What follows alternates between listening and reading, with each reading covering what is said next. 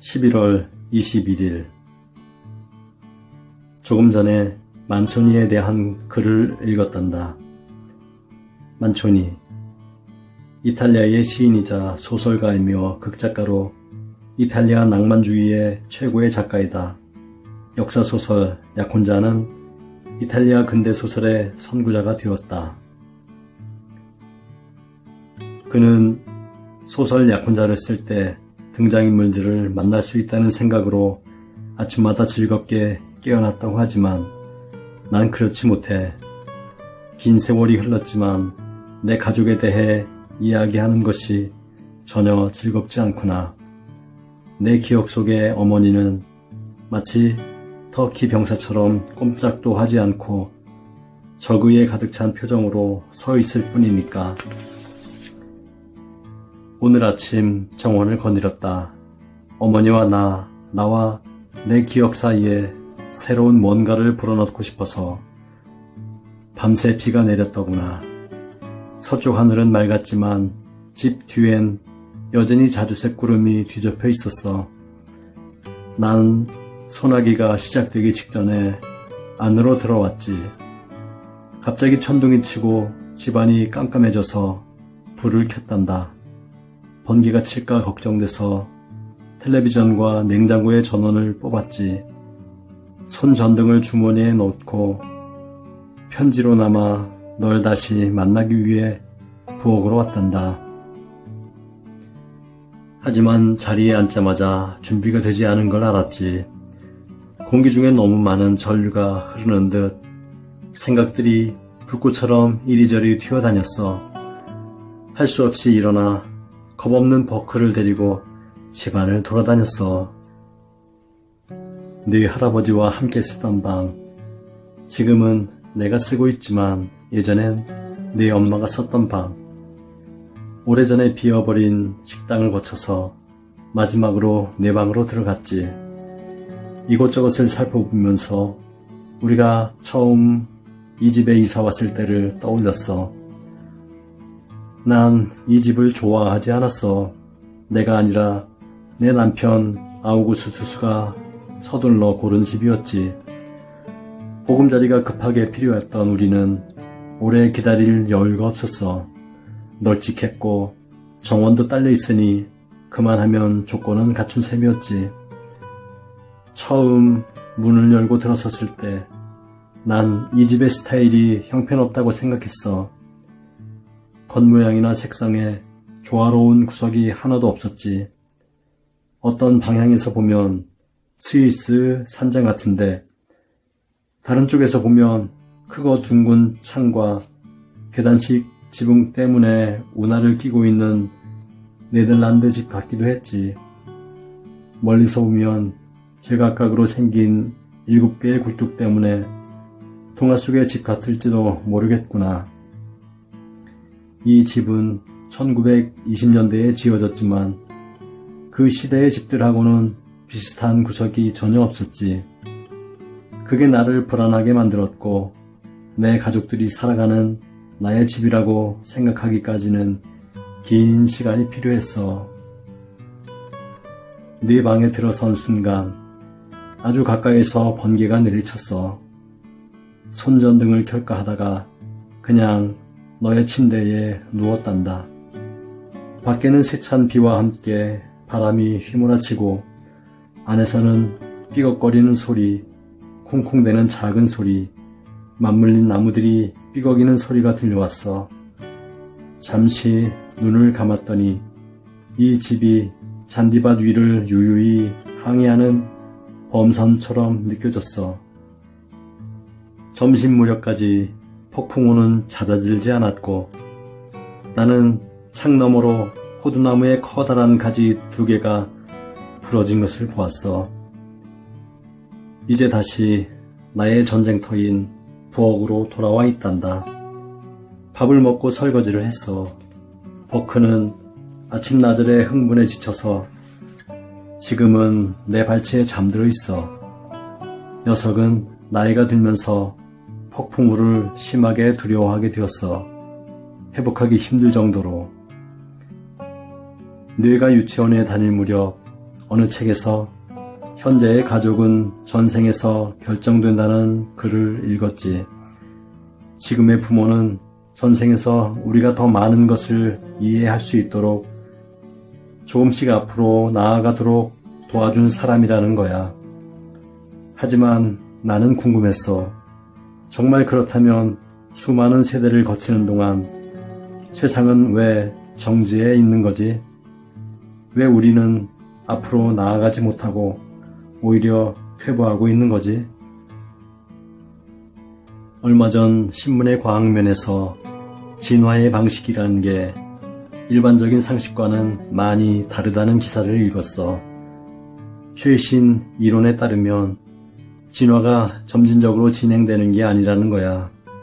긴 세대에 걸쳐 아주 조금씩 발톱이 길어지고 부리의 모양이 변하는 게 아니라 어떤 세대에 새끼가 태어날 때 모든 게 갑자기 달라진다는 거지.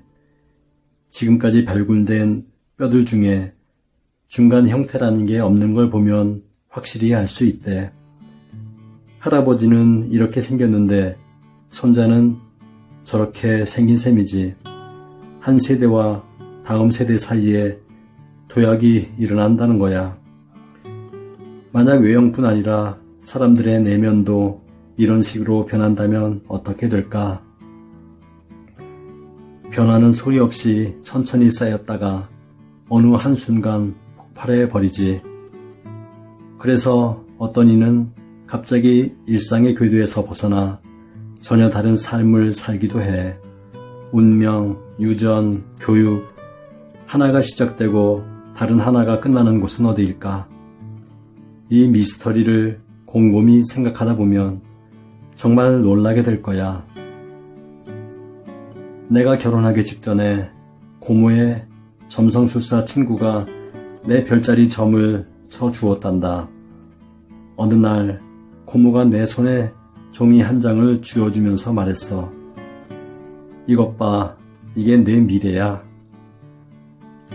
기하학적인 도형과 여러 행성들을 이어주는 선들이 복잡한 각을 이루고 있었어. 전혀 조화롭지도 연속적이지도 않은 그림이었지. 비약과 굴곡이 너무 심해서 통제할 수 없겠다는 인상을 받았지. 종이 뒷면에는 이런 말이 쓰여 있었어. 힘겨운 인생길. 그 길을 끝까지 가려면 온 힘을 다해 당신 자신을 사랑해야 합니다. 난 큰 충격을 받았단다. 그때까지만 해도 내 인생은 지극히 평범해 보였으니까. 물론 문제가 있긴 했지만 그렇게 심각하지는 않았고 젊은 날 누구나 거치는 작은 어려움 정도라고 생각했지. 그 후 어른이 되고 아내가 되고 엄마가 되고 과부가 되고 할머니가 될 때까지도 난 언제나 평범하게 살았어. 적어도 겉으로 보기엔 말이다. 유일하게 평범하지 않은 사건은 내 엄마의 비극적인 죽음이었지. 하지만 내 삶을 꼼꼼히 되짚어보니 그 별점이 틀린 것만은 아니었어. 중산층 여성의 평범한 일상, 그 견고한 표면 밑에선 뭔가가 끊임없이 요동치고 있었으니까. 난 마치 내 자신이 시간이 흐르기만 바라며 자리를 지키고 서 있는 보초병인 것처럼 느껴졌어. 그런 생각이 들 때면 절망스러웠지. 시대가 변하고 사람도 변하고 나를 둘러싼 모든 것들이 변하는데 혼자만 정지해 있는 것 같아 숨이 막혔지. 하지만 내 엄마의 죽음으로 내 단조로운 제자리 행진도 끝이 났어.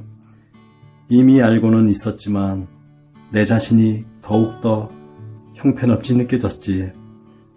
아주 조금씩 앞으로 나아가고 있다고 믿었는데 사실은 거꾸로 가고 있었고 마침내 가장 낮은 곳까지 내려갔던 거야.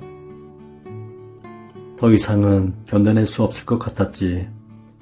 지금껏 세상에 대해 조금씩 이해해온 것들이 단번에 날아가 버린 것 같았어. 하지만 그 상태에 계속 머물러 있을 수는 없었지. 산 목숨은 어쨌든 살아야 하니까. 내가 살아야 했던 이유는 바로 너였어. 나에게 왔을 때 너는 너무 작고 무방비한 상태였지.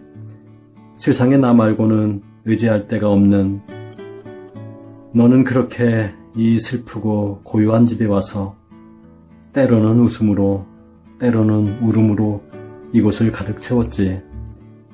테이블과 소파 사이를 왔다 갔다 하며 노는 너를 보면서 모든 게 끝난 것만은 아니구나 생각했어. 우연히 가져다준 이 너그러운 배려에 난 다시 한번 힘을 낼 수가 있었단다. 우연. 한 번은 모로프루고 부인의 남편이 히브리어에는 이런 단어가 없다고 알려줬단다. 그 비슷한 뜻을 표현하고 싶다면 대신 위험이라는 말을 써야 한다는구나. 우습지 않니? 하지만 한편으로는 안심이 되기도 했지. 신이 있는 곳에 우연이란 있을 수 없다는 거야. 저 높은 곳에 있는 신께서 모든 것을 질서 정연하고 규칙적으로 만들어 놓으셨으니까. 히브리인들은 자신에게 일어나는 모든 일에는 반드시 어떤 이유가 있다고 믿는데 사실 난 그런 사람들이 부러워. 그들에게 선택이란 참 쉬운 일일 테니까. 하지만 나는 아무리 노력해도 그런 믿음을 이틀 이상 유지하기 어렵더구나. 이 세상을 살면서 만나게 되는 두려운 일들, 옳지 못한 일들을 생각할 때마다 난 늘 뒷걸음질 치게 된단다. 분명 이유가 있기 때문에 일어났을 거라고 정당화할 수도 없고 위험에 맞설 기회를 주셨다고 신에게 감사를 드릴 수도 없었어. 그래서 난 언제나 반항심과 분노로만 가득 차 있었지. 이제 난 정말 위험한 행동을 한번 저질러 볼까 해. 너에게 키스를 보내는 거지. 네가 이런 걸 얼마나 싫어하는지 잘 안다. 키스 역시 너의 단단한 껍데기에 부딪혀 테니스공처럼 튕겨나가겠지. 하지만 네가 좋아하든 싫어하든 그런 건 중요하지 않아. 이미 투명하고 가벼운 내 키스가 드넓은 바다 위를 날아가고 있을 테니까 너도 어쩔 수 없을 거야. 무척 피곤하구나. 지금까지 내가 쓴 글들을 다시 읽어보았단다. 읽는 내내 아주 불안했어. 네가 과연 이해할 수 있을까? 내 머릿속에는 수많은 생각들이 가득 차 있었어. 바겔세일 때 몸싸움을 벌이는 아줌마들처럼 생각들이 서로 먼저 밖으로 나가겠다고 싸우는구나. 난 한 번도 생각을 논리적으로 정리해 본 적이 없단다. 대학을 안 다녔기 때문에 그런 것 같기도 해.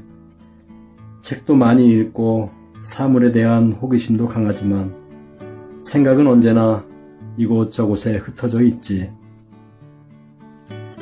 옷감에 대한 생각 조금, 오븐에 대한 생각 조금, 내 감정에 대한 생각 조금, 이런 식으로 말이야. 식물학자라면 들판을 걸을 때 조직적이고 정확하게 꽃을 채집하고 관심 가는 것을 쏙쏙 골라낼 수 있겠지. 어떤 것을 고르고 어떤 것을 버릴지, 식물들 간에 어떤 관계가 있는지 밝혀내기도 하면서. 하지만 평범한 여행자가 같은 들판을 걷는다면 좀 다를 거야. 그냥 색이 좋아서, 향기가 좋아서, 아니면 단지 길가에 피어 있기 때문에 무심코 꽃을 꺾겠지. 나는 바로 이런 방식으로 지식을 모았단다. 내 엄마는 그런 나를 항상 비난했어. 일단 말다툼이 시작되면 언제나 내 쪽에서 먼저 항복해버렸지. 엄만 자기 주장이 전혀 없어요. 다른 부르주아들처럼 엄마는 자신의 신념을 어떻게 지켜야 할지 전혀 몰라요. 네가 변한 것이 격렬한 불안감 때문이었다면 네 엄마를 변화시킨 건 이데올로기였지. 그 애는 내가 중대한 문제가 아닌 사소한 것들에 대해서만 이야기한다고 나를 비난했어. 날 반동이라고 부르기도 하고 부르주아의 환상에 오염되어 있다고도 했어. 그 애가 보기에 난 부자였고 그렇기 때문에 사치에 빠져서 악한 사람이 되었다는 거야. 만약에 인민재판이 열리고 네 엄마가 재판장이 되었다면 그 애는 틀림없이 나에게 사형을 선고했을 거야. 오두막집이나 허름한 교회의 아파트에 살지 않고 정원이 딸린 꽤 큰 집에서 산다는 게 내 제목이겠지. 거기다 둘이 먹고 살 수 있을 만큼의 유산을 상속받았으니 말이야. 난 내 부모의 잘못을 반복하고 싶지 않았어. 그래서 내 엄마의 말에 늘 귀를 기울이려 노력했단다. 물론 그 애를 비웃은 적도 없었어. 그 애의 전체주의적인 신념 때문에 외롭고 괴로웠지만 그 애한테 말하지는 않았다. 하지만 그 애는 내 불신을 눈치채고 있었겠지. 네 엄마 일라리아는 파두아에 있는 대학을 다녔어. 트리에스테에 있는 대학을 갈 수도 있었지만 그 애는 나와 함께 사는 걸 못 견뎌 했지. 내가 파두아에 들르겠다고 할 때마다 그 애는 저기에 가득 차서 침묵으로 일관했어. 공부에도 별 진척이 없는 듯 했고 누구와 함께 사는지도 알 수 없었지. 내게 절대 가르쳐주지 않았거든. 난 그 애가 얼마나 나약한지 잘 알고 있었기 때문에 걱정이 되었지. 당시에는 6.8 혁명 시기로 과격한 학생운동과 대학 검거가 잇따라 벌어졌고 그 애는 어쩌다 한 번씩 전화를 했을 뿐이었는데 그때마다 난 더 이상 그 애를 따라갈 수 없다는 생각이 들었어. 그 애는 늘 어떤 것에 미쳐 있었고 그 대상은 계속 바뀌었어. 난 엄마로서 의무를 다하고 이해하려고 했었지만 무척 힘들었단다. 모든 것이 다 크게 흔들렸고 불확실했어. 새로운 사상들, 절대적인 가치들이 난무했지. 일라리아가 말하는 것들은 자기의 의견이 아니라 그저 슬로건일 뿐이었어. 난 그 애의 정신적 균형이 깨질까 걱정했지. 같은 원칙과 신념을 공유하는 사람들과 어울리면서 그 애의 오만한 기질이 더 강해질까봐 두려웠어. 그 애가 대학에 다닌 지 6년째 되던 해였어. 너무 오랫동안 소식이 없어서 걱정이 된 나는 기차를 타고 그 애를 찾아갔어. 처음 있는 일이었지. 문을 열었을 때 그 애는 무척이나 놀라더구나. 나를 반기기는커녕 이렇게 쏘아붙였지. 누가 엄마를 초대했죠? 그 애는 내가 대답할 시간조차 주지 않았어. 미리 나한테 알렸어야죠. 지금 막 나가려던 참이에요. 중요한 시험이 있어요. 잠옷 차림인 걸로 봐서 틀림없이 거짓말이었지. 나는 모르는 척 했단다. 신경 쓰지 마라. 여기서 기다리마. 이따 시험 끝난 기념으로 파티나 하자꾸나. 그 애는 정말 시험이 있는 듯 나가긴 했는데 어찌나 서둘렀던지 책상 위에 책을 그대로 두고 나갔더구나. 혼자 집에 남은 나는 다른 엄마들이 할 만한 행동을 했지. 호기심에 서랍을 열어보고 어떤 흔적들이 남아있지 않은지 찾아보았어. 그 애의 인생이 어디로 흘러가고 있는지 조금이라도 알 수 있을 만한 단서들 말이야. 그 애를 감시하거나 검열할 생각은 전혀 없었어. 난 그저 너무나 두렵고 걱정되어서 그 애와 접촉할 수 있는 작은 것이라도 발견하고 싶었을 뿐이야. 하지만 온통 선전용 팸플렛과 문서들 뿐이었더구나. 편지도 일기도 없었어. 그 애의 침실벽에 붙은 포스터에는 이런 문구가 쓰여 있었지. 가족은 공허하면서도 자극적이다. 마치 가스실처럼. 그게 단서라면 단서였어. 일라리아는 오후 일찍 돌아왔어. 매우 지쳐 보였지. 시험은 어땠니? 난 최대한 다정한 어조로 물었지. 그 애는 어깨를 으쓱하며 말했어. 맨날 똑같죠 뭐. 그러고는 한참 있다가 덧붙이더구나. 날 감시하러 온 거예요? 난 충돌을 피하고 싶었어. 그래서 재빨리 그리고 부드럽게 대답했지. 난 단지 이야기를 조금 하고 싶을 뿐이라고. 이야기요? 그 애는 잔인하게 되물었지. 무엇을요? 엄마가 아무도 모르게 여기 온 것에 대해서? 너에 대해서 말이다, 일라리아. 나는 그 애와 눈을 마주치려 애쓰며 말했어. 그 애는 창가로 가서 시들어가는 버드나무만 계속 쳐다보았지. 엄마한테 할 말 없어요. 난 은큼한 부르주의와 잡담할 시간이 없거든요. 그러고는 손목시계를 바라보더니 이렇게 말했지. 중요한 미팅이 있는데 늦었어요. 그만 가주셔야겠어요.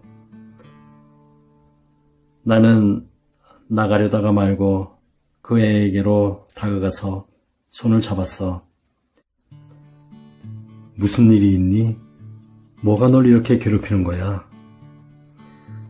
난 그 애의 호흡이 가빠지는 걸 느꼈단다. 네가 이러고 있는 걸 보니 마음이 아프구나. 난 이렇게 덧붙였지. 네가 날 거부한다 해도 난 내 딸을 포기할 수가 없어. 널 돕고 싶어. 네가 조금이라도 다가와 주지 않으면 나도 널 도울 수가 없어. 그때 그 애의 아래턱이 떨리기 시작했어. 어린 시절 울음을 터뜨리기 직전에 그랬던 것처럼. 그 애는 자기 손을 잡아 빼더니 벽 쪽으로 얼굴을 돌렸어. 긴장으로 딱딱해진 가녀린 몸이 깊은 흐느낌으로 떨리기 시작했어. 나는 그 애의 머리를 쓰다듬었어. 이마는 펄펄 끓고 손은 얼음처럼 차가웠지. 그 애는 갑자기 몸을 돌려 나에게 안기더니 내 어깨에 얼굴을 묻었어. 엄마, 나는... 바로 그 순간 전화벨이 울렸어. 내버려 두렴. 난 그 애의 귀에 대고 속삭였지. 그럴 수 없어요. 그 애는 대답하면서 눈물을 닦았어. 수화기를 들자 그 애의 목소리는 금속성이 섞인 낯선 목소리로 되돌아갔어. 짧은 대화를 들으면서 난 뭔가 심각한 일이 벌어졌다는 걸 직감했단다.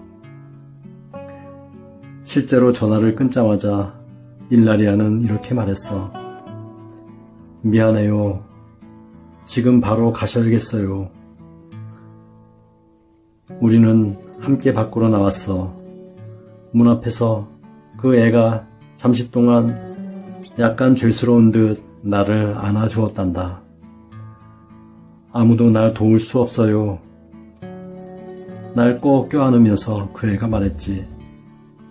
우린 그 애의 자전거가 있는 곳까지 함께 걸어갔어. 자전거에 올라탄 그 애가 내 목걸이를 두 손가락으로 들어 올리더니 말하더구나. 진주네요. 엄마의 특별한 통행증이죠. 태어나서부터 쭉 이거 없인 한 발자국도 못 움직였죠. 그럴 용기가 없겠죠. 오랜 세월이 지난 지금까지도 그때 일이 자꾸 머릿속에 떠오른단다. 왜 그 애와 함께한 수많은 경험들 중에 그 일이 가장 먼저 떠오를까 생각하고 또 생각하던 끝에 속담이 하나 떠올랐어. 혀는 아픈 이를 건드린다. 이 속담이 그 일과 무슨 상관인지 궁금하겠지. 하지만 깊은 관련이 있단다. 그때가 자꾸 떠오르는 건 내가 상황을 변화시킬 수 있었던 유일한 기회였기 때문이야. 네 엄마는 나를 안고 울고 있었어. 아주 잠시 동안 그 애의 껍데기가 벌어졌고 그 좁은 틈으로 내가 비집고 들어갈 수 있는 기회였지. 그럴 수만 있었다면 그 애의 인생에서 흔들리지 않는 중심이 되어 줄 수 있었을 텐데, 물론 그러려면 아주 단호한 태도가 필요했겠지. 그 애가 가라고 말했어도 난 그냥 거기 머물러야 했어. 근처에 숙소를 잡고 매일 그 애를 찾아가서는 틈새가 다시 열리도록 그 안으로 들어갈 수 있도록 애써야 했어. 사실 거의 그럴 뻔했었지. 하지만 결국 난 그렇게 하지 않았어. 비겁했고 게을렀고 교양 있는 척 했기 때문에 그 애가 하라고 하는 대로 하고 말았어. 나에게 늘 강요만 했던 내 어머니와는 다른 엄마가 되고 싶었지. 일라리아가 독립적으로 살 수 있도록 그 애의 자유를 존중해주고 싶었어. 하지만 어쩌면 이런 핑계로 그 애 보살피기를 포기한 건지도 몰라. 더 심하게 말하면 그 애의 골치 아픈 인생에 휘말리고 싶지 않았었는지도 모르지. 그 애의 자유를 지켜줄 것인지 아니면 그 애를 보호해 줄 것인지 사이에서는 아주 희미한 금이 있을 뿐이었어. 그냥 넘느냐 넘지 않느냐는 한순간의 선택이었어. 그 순간이 지난 후에야 선택의 중요성을 깨닫고 결국 후회하게 되지. 그때 그 애의 독립이나 자유 같은 것은 생각하지 말고 즉각 개입했어야 했다는 걸 이제야 알게 되었구나. 사랑은 때로 아주 정확하고 단호한 행동을 필요로 하지. 망설이고 주저하는 건 사랑이 아니야. 난 그 애의 자유를 존중한다는 고상한 가면을 썼던 거야. 내 무관심과 비겁함을 감추기 위해서. 나이가 들어서야 운명에 대해 생각하게 되는구나. 네 나이 때에는 아무도 운명에 대해 이야기하지 않아. 모든 일들이 자기 의지대로 된다고 믿으니까. 마치 자신이 가야 할 길을 혼자 닦아 나가는 일꾼처럼 스스로 생각하는 거지. 먼 훗날에야 길은 원래부터 있었고 누군가 나를 위해 흔적까지 남겨두었다는 걸 알게 될 테지. 우리에게 남은 건 오직 앞으로 나가는 일뿐임을 말이다. 대개 40대쯤이 되면 세상에 나 혼자만의 힘으로 되는 일이란 없음을 깨닫게 되지. 이때가 가장 위험한 순간이야. 많은 사람들이 아주 폐쇄적인 운명론에 빠지게 되거든. 하지만 운명의 실체를 완전히 알기 위해서는 좀 더 세월이 흘러야 한단다. 60대쯤 되면 걸어온 길이 앞으로 걸어가야 할 길보다 더 길어지지. 그럼 여태까지 보지 못했던 걸 볼 수 있어. 지금껏 걸어온 길이 직선도로가 아니었다는 것. 끊임없는 갈림길과 매 걸음마다 새로운 방향을 가리키는 표지판들이 있었다는 것을. 이쪽에는 오솔길이 갈라져 나가고 저쪽에는 풀로 덮인 작은 길이 숲을 향해 가다 사라져 버리지. 우리는 미처 다른 길이 있다는 걸 깨닫지도 못한 채 단 한 길만을 택해온 거야. 지나온 길이 우리를 어디로 인도할지, 더 좋은 곳으로 데려다 줄지, 더 나쁜 곳으로 이끌어갈지도 모르는 채 말이다. 몰랐다고 해도 후회는 남아서 우리를 괴롭히지. 뱀 사다리 게임 알지? 주사위를 던져서 뱀자리에 가면 내려가야 하고 사다리 자리에 가면 올라가는 게임 말이야. 인생도 그와 비슷하게 전개된단다. 올라가기도 했다가 다시 밑으로 떨어지기도 하고 뭔가를 이루기도 했다가 다 잃어버리기도 하고 갈림길에 선다는 건 다른 수많은 사람들의 인생과 맞부딪히게 된다는 뜻이란다. 그들과 합치게 될 것인지 끝내 모른 채 지나치게 될 것인지는 오직 순간의 선택에 달려있지. 네 자신도 의식하지 못하는 발걸음에 따라 너와 내 곁에 있는 사람들의 인생이 달라질 수 있단다. 구독과 좋아요는 서로의 기쁨입니다. 감사합니다. 축복합니다.